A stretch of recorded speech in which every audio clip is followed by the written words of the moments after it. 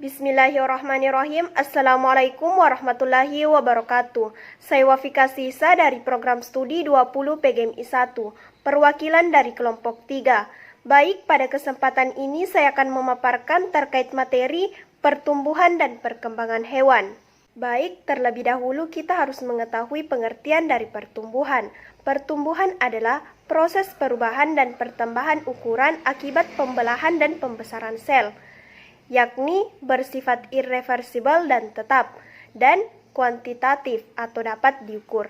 Sedangkan perkembangan adalah proses perubahan bentuk dan pendewasaan akibat perubahan struktur dan fungsi sel, yaitu kualitatif, yakni tidak dapat diukur.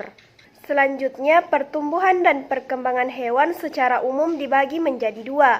Yang pertama, fase embrionik, dimulai dari proses fertilasi, penyatuan sel telur dan sperma. Kemudian terbentuk zigot yang mengalami proses pembelahan. Tahap embrio dikelompokkan menjadi beberapa fase, yaitu fase morula, fase blastula, fase gastrula, fase diferensiasi, serta organogenesis. Selanjutnya yang kedua yaitu fase pasca embrionik. Terjadi pertumbuhan dan perkembangan menjadi individu dewasa. Individu dewasa artinya siap menghasilkan keturunan atau bereproduksi. Cukup sekian dari saya. Wassalamualaikum warahmatullahi wabarakatuh. Bismillahirrahmanirrahim. Baik, perkenalkan nama saya Nur Hafifah. Saya akan melanjutkan materi dari saudari Wafika Sisa. Adapun materi yang akan saya paparkan yaitu fase embrionik. Dalam fase embrionik terbagi dari beberapa tahap. Yang pertama yaitu fase morula. Pada tahap ini zigot akan mengalami pembelahan mitosis berulang kali menjadi 2, 4, 8, sampai 64 sel. Sel-sel yang terbentuk ini disebut biastomer.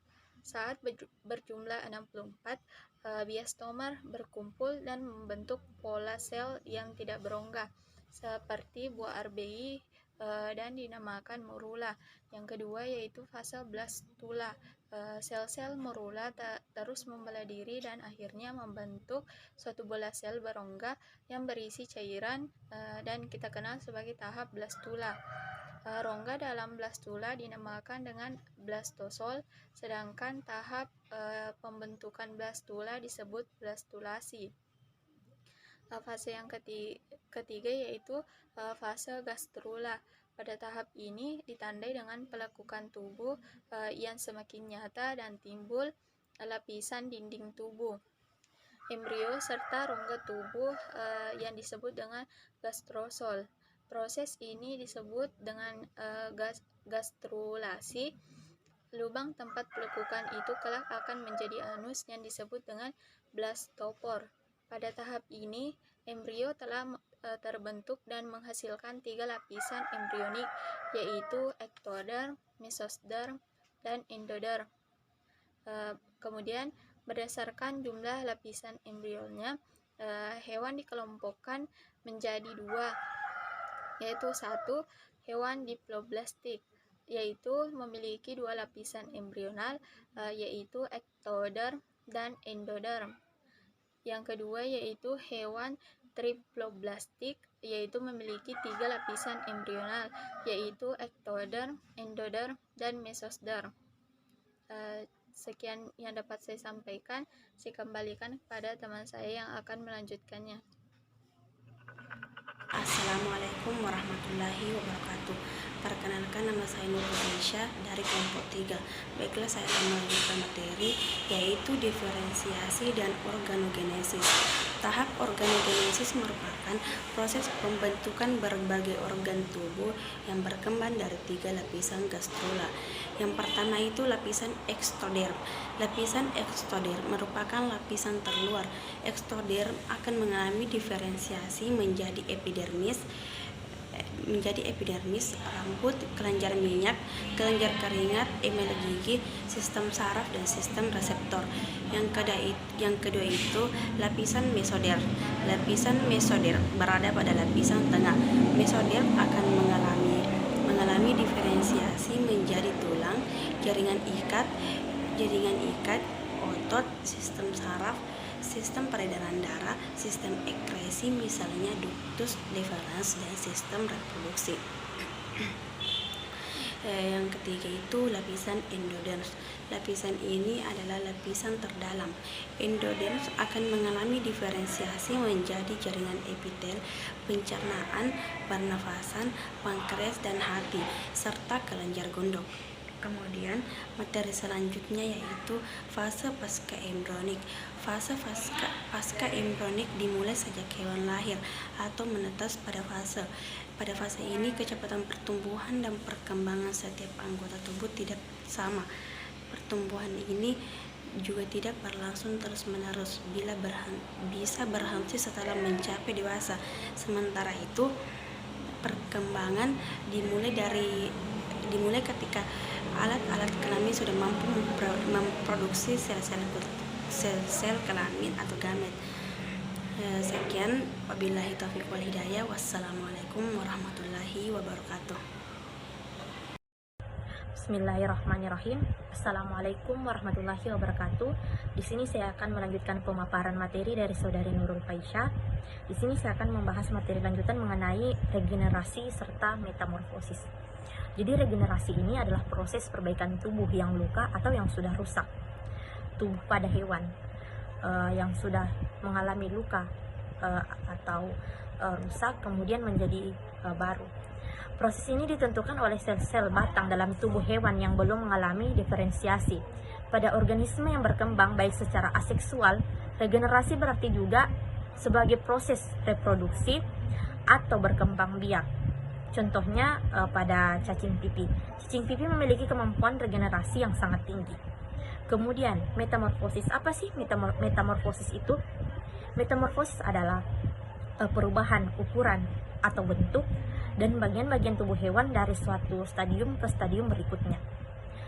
Metamorfosis merupakan proses perubahan atau pertumbuhan dan perkembangan hewan, khususnya serangga dan amfibi menuju dewasa. Metamorfosis pada hewan dibagi menjadi metamorfosis sempurna dan juga tidak sempurna. Jadi metamorfosis ini terbagi menjadi dua, yaitu metamorfosis yang sempurna dan juga yang tidak sempurna. Di sini kelompok kami mengambil contoh pada hewan yang ada pada gambar seperti kupu-kupu dan juga belalang. Jadi daur hidup kupu-kupu ini terlihat jelas pada gambar. Kupu-kupu pertama adalah telur, lalu berubah menjadi ulat. Kemudian ulat menjadi kepompong atau pupa. Kemudian lahir kupu-kupu muda, lalu bertumbuh menjadi kupu-kupu yang dewasa. Kemudian pada gambar kedua yaitu ada gambar belalang. Daur hidup belalang meliputi proses metamorfosis tidak sempurna. Jadi kupu-kupu ini mengalami metamorfosis yang sempurna. Kemudian belalang mengalami metamorfosis yang tidak sempurna. Jadi metamorfosis tidak sempurna atau hemermetobola adalah proses berkembang yang melalui tahap telur yang menetas menjadi nimfa dan tumbuh menjadi imago atau dewasa. Mungkin itu saja pemaparan materi dari saya. Selanjutnya saya serahkan kepada Saudari Rosma. Dengan ini saya persilahkan. Bismillahirrahmanirrahim. Assalamualaikum warahmatullahi wabarakatuh. Sebelumnya perkenalkan, nama saya Rosma dari kelompok 3. Adapun materi selanjutnya yaitu tentang metamorfosis serangga. Berdasarkan tidak terjadinya dan terjadinya metamorfosis yang dialami oleh serangga dapat dibedakan menjadi 3 kelompok.